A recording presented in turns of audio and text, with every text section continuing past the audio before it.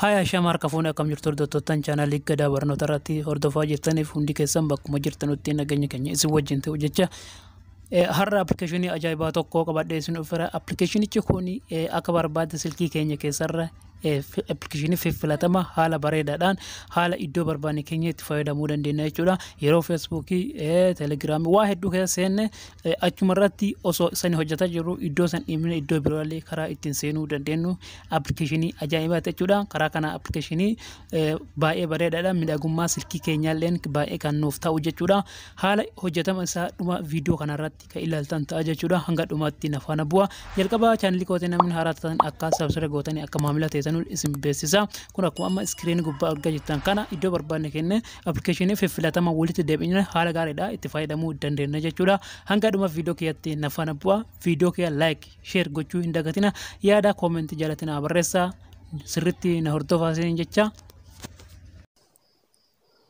Hayyee walitti deebinee jirra jechuudhaan daawwattoota ta'e appilikeeshiniin dursa isiniin jecha ture kana jechuudha. Isinis appilikeeshinii kana akka irraa fayyadamta addeen guddaa qaba jechuudha.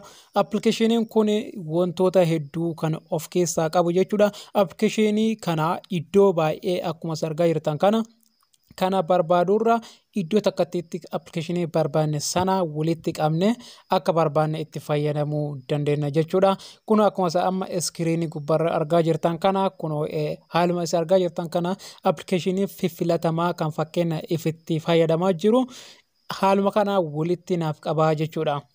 Isinis waan feetanillee yoo hojjechaa jiraattan yoo isin dabbare iddoo kana dhootanii asumarra jijjiirachuu dandeessu jechuudha.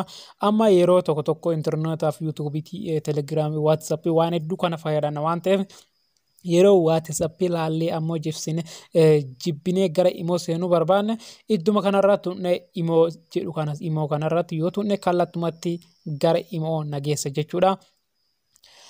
Akkuma kanaan jechuudhaan fakkeenyaaf appilikeeshinii feeneeyyuu waan feeneeyyuu yoo irra tuqne kallattumatti gara sinu geessa jechuudha. Isinis akka irraa fayyadamta addii guddaa qabaa jechuudha. Appilikeeshiniin kun isa kana jechuudha. Isinis pilaastoorii keessaa yoo toolbox yoo jettanis argachuu ni danda'ama jechuudha. Liinkii isaa viidiyoo kiyya kanallee jala tuqxanii buufachuu ni dandeessu. Akkuma beekamutti appilikeeshiniin kun waan baay'ee nama rakkisuu miti. Kunoo keessoo isaa kana fakkaata jechuudha. Akkuma beekamutti appilikeeshinii kana akkamitti bananna jechuun keessan oolu jechuudhaan jalqaba wanti nu gochuu qabnu isumarra tuqna. Erga tuqneen boodatti kun haaluma salphaadha. Haaluma kanaan nuuf baay'ee jechuudha. Wanti biraa nuti itti dabalus hin jiru. Wanti nuti biraa kan hojjedhu tokkollee hin jiru jechuudha. Wanti asirratti isin argitan kana hundi isaatu beeksisoota hedduu kan nu beeksisu qofa jechuudha. Haala itti hojjettan qofa fakkeenyaaf amma seetingii isaa kana fakkaata. Select app kan jedhu kana jechuudha. Isarra tuqna.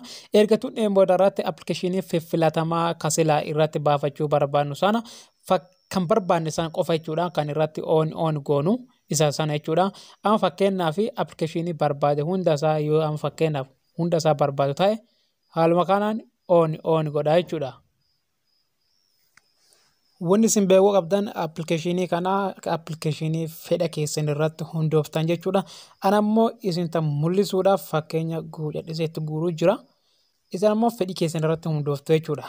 Amma haala kanaa yoo goone amma hin xumurre jechuudha. Wanti nu beekuu qabnu gara seetingii kanatti deebine iddoo enable toolbox kan jedhu san irratti yoo tuqne kun amma kallattumatti naaf baay'eera jechuudha. Naaf baay'eera waan ta'eef of duubaan deebi'a. Yeroo of duuba deebi'etti kunoo isa kana iddoo barbaanne kenna yeroo irra tuqeen booda irratti kunoo akkuma kana naaf baay'ee jechuudha. Appilikeeshinii haga feeti yoo kan mobaayila keetii hunda isaatu iddoo kanatti dardarachuu ni dandeessa. Kan ammoo deebi'eeti fuutee keessa jechuudha. Kunoo akkuma argaa jirtan kana kunoo appilikeeshinii kana hunda isaa jechuudha.